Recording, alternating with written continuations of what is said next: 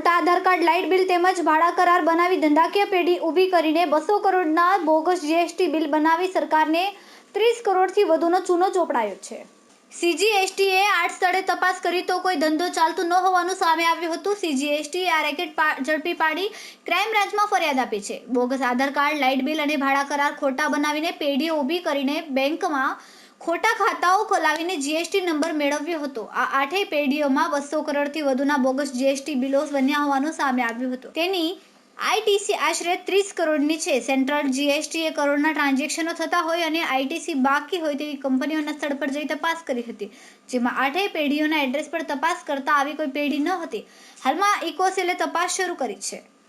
Cameraman Senil Virani સાથે વિશાલ છેઠા, માનવ Prabha news, Surat. અમારા વિડીયોની નવી અપડેટ મેળવવા માટે સબસ્ક્રાઇબ કરો માનવ પ્રભા ન્યૂઝ ચેનલને.